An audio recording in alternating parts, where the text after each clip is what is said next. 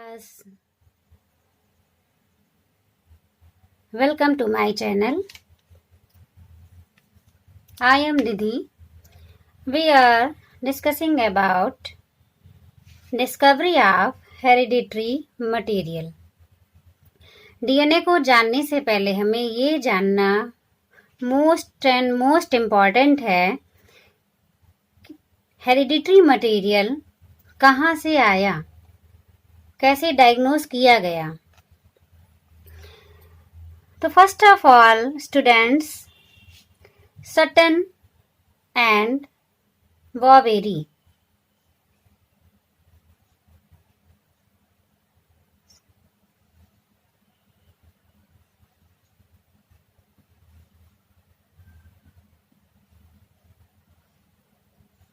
ने एक थ्योरी दी जिसमें इन्होंने बताया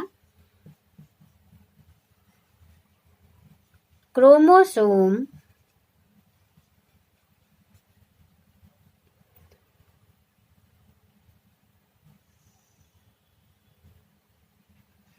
जेनेटिक कैरेक्टर्स के वाहक होते हैं।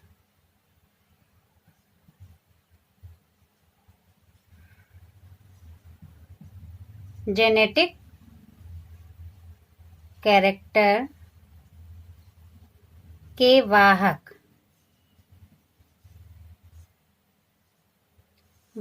का मीन्स न्यू ऑफस्प्रिंग में जो भी कैरेक्टर पेरेंटल होंगे वे कैरेक्टर्स को ले जाने का काम क्रोमोसोम कर रहा है।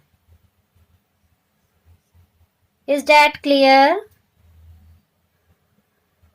सो क्रोमोसोम जो बने होते हैं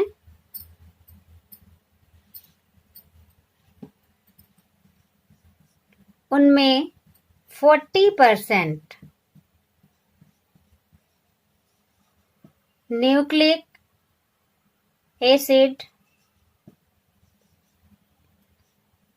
एंड 60% प्रोटीन प्रेजेंट होती है। Is that clear? In each chromosome is formed by 40% nucleic acid and 60% protein.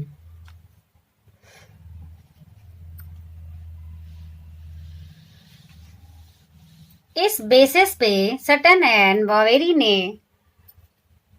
बताया कि प्रोटीन या न्यूक्लिक एसिड, अभी वो कंफ्यूज थे लेकिन इतना उन्होंने क्लियर कर दिया कि प्रोटीन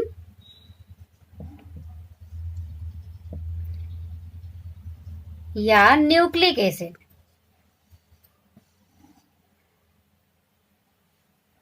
दोनों में से कोई भी एक मटेरियल जेनेटिक से संबंध रखता है।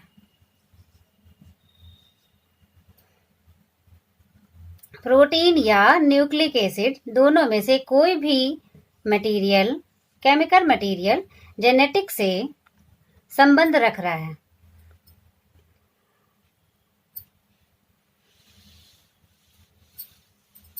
सो डियर स्टूडेंट्स, प्रोटीन की जो मॉलिक्यूलर स्ट्रक्चर है उसमें बहुत सारे साइंटिस्ट ने अपनी अलग अलग थ्योरी बताई।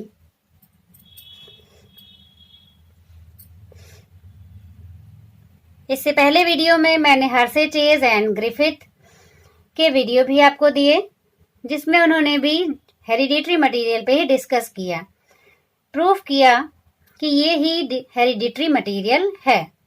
बट अभी तक ये डाउट था कि प्रोटीन या न्यूक्लिक एसिड। तो फर्स्ट ऑफ ऑल सटन और बॉवेरी ने बता दिया कि क्रोमोसोम ही कैरी कर रहे हैं जेनेटिक कैरेक्टर को। Is that clear? Any doubt? Good. Sutton Boveri ने बताया कि न्यूक्लिक एसिड या प्रोटीन में से कोई भी जेनेटिक कैरेक्टर्स को कैरी करके नेक्स्ट जनरेशन में प्रोसीड कर रहा है। अब बात करते हैं न्यूक्लिक एसिड की डिस्कवरी। ये वर्ड्स कहाँ से आया, किसने डिजाइन किया? Nucleic acid. तो स्वीडन के एक साइंटिस्ट फ्रेडरिक माइसर ने 1869 में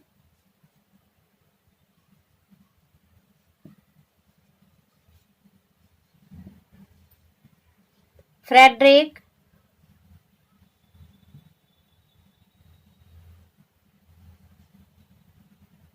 माइसर 1869 में इन्फेक्शियस सेल्स के न्यूक्लियस में कुछ ऐसे मटेरियल सब्सटेंस को अलग किया जिसमें फास्फोरस की मात्रा बहुत अधिक थी।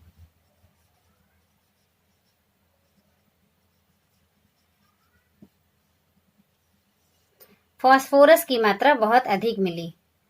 कैसी कोशिकाओं में? इन्फेक्शियस सेल में। प्रोटीन में सल्फर होता है, ये तो क्लियर है।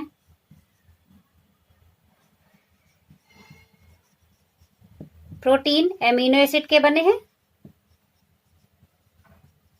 और एमिनो एसिड में सबसे ज्यादा प्रेजेंट होता है सल्फर, जो कि हर्शे एंड चेज ने अपने एक्सपेरिमेंट में भी बताया है कि उन्होंने जो दूसरा एक्सपेरिमेंट किया था उसमें उन्होंने रेडियो एक्टिव सल्फर वाले बैक्टीरियोफेज को देखा और दूसरी तरफ उन्होंने प्रोटीन वाले फास्फोरस वाले बैक्टीरिया को देखा।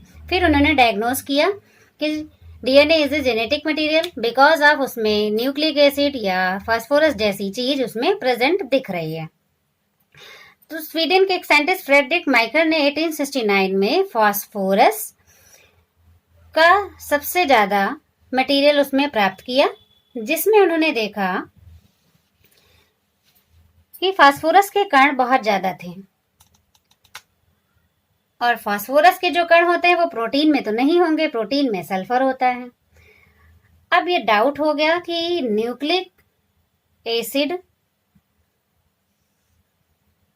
में है क्या क्या।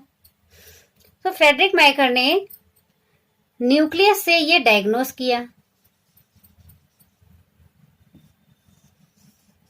इसलिए उन्होंने इस मटेरियल को जिसे निकाला था जिसमें फास्फोरस बहुत ज्यादा था उसका नाम इन्होंने रख दिया न्यूक्लिन।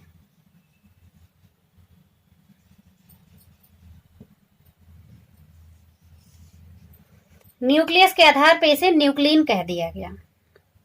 यानी अब हम अपने डीएनए के डिस्कवरी या न्यूक्लिक एसिड की डिस्कवरी की ओर बढ़ रहे हैं। All clear friends? Good. So protein के बने हुए हैं, इसमें फास्फोरस बहुत ज्यादा है और न्यूक्लियस में मिला, इसलिए इन्होंने इसको न्यूक्लिन नाम दे दिया। अब इसकी जो केमिकल प्रॉपर्टीज थी वो कैसी थी? एसिडिक।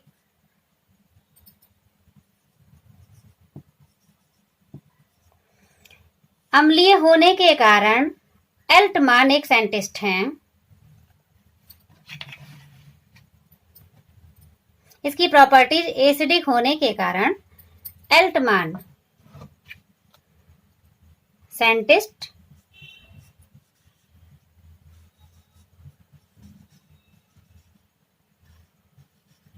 एल्टमान ने 1889 में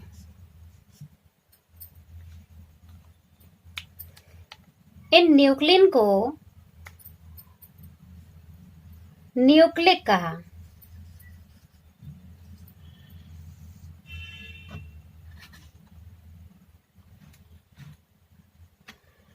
न्यूक्लिक कहा क्यों?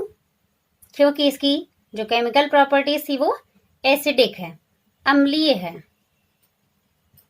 इसकी जो प्रकृति है नेचर वाइज ये कैसा है? अम्लीय। कुछ टाइम के बाद 1910 में एक साइंटिस्ट को नोबेल प्राइज दिया गया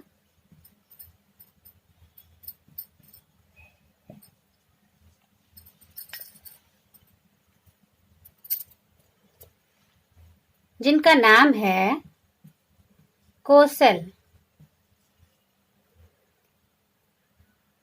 इन्होंने 1893 में इस एल्टमान के द्वारा बताए गए न्यूक्लिक एसिड की सभी केमिकल प्रॉपर्टीज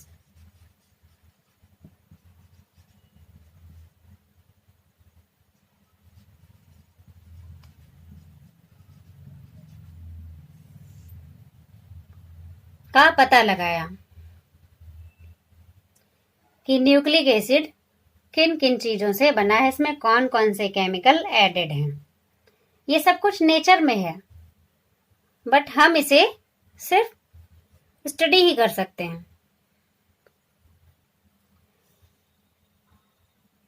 अब यह जल्दी ही पता लग गया कि न्यूक्लिक अम्ल जो होता है वो किसी भी सेल में न्यूक्लियस यानी हेडक्वार्टर में ही पाया जाता है।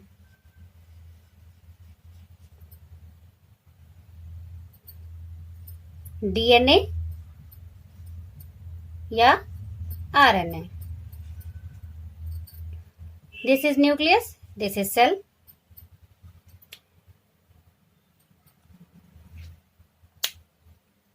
सो फ्रेंड्स, न्यूक्लिक एसिड कोसेल ने बताया कि 2 टाइप्स होते हैं। न्यूक्लिक एसिड भी 2 प्रकार के हैं।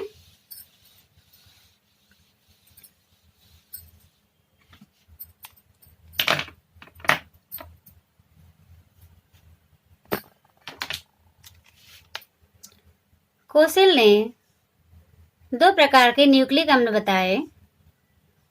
First DNA, second RNA. Deoxy ribonucleic acid, ribonucleic acid.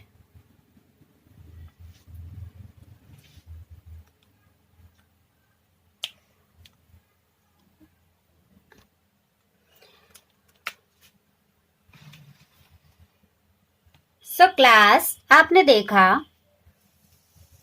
कि हेरिडिटरी मटेरियल किस तरह से प्रूफ हुआ कि वो हेरिडिटरी मटेरियल है, उसके लिए क्या क्या एसेंशियल पॉइंट्स होने चाहिए। इसके बाद हमने डिस्कस किया कि discovery of hereditary material Sutton Boveri ने क्या बताया। आफ्टर डैट इसमें बताया गया प्रोटीन और न्यूक्लिक एसिड दोनों हैं। फिर एल्टमान ने इनको न्यूक्लिक अम्ल कहा। फिर कोसेल ने इनकी केमिकल प्रॉपर्टीज डायग्नोस करी कि इसमें क्या क्या होता है। इन्होंने बताया न्यूक्लिक एसिड भी 2 टाइप के होते हैं। फर्स्ट है डीएनए एंड सेकेंड है आरएनए। वेल, नेक्स्ट वीडियो में हम देखेंगे कि डीएनए की लोकेशन या शेप ऑफ डीएनए या डीएनए की क्वांटिटी किस प्रकार से किन किन तरीके से हम देख सकते हैं और इनको जान सकते हैं। नेक्स्ट वीडियो में डिस्कस करेंगे location of DNA, prokaryotic and eukaryotic में डीएनए कितने प्रकार के हो सकते हैं, या शेप ऑफ डीएनए, डीएनए का शेप भी अलग अलग प्रकार का हो सकता है। डीएनए के टाइप भी बहुत टाइप से हो सकते हैं। मेरे नेक्स्ट वीडियो में आप जानेंगे डीएनए के टाइप्स, लोकेशन एंड शेप। तब तक के लिए गुड डे, टेक केयर।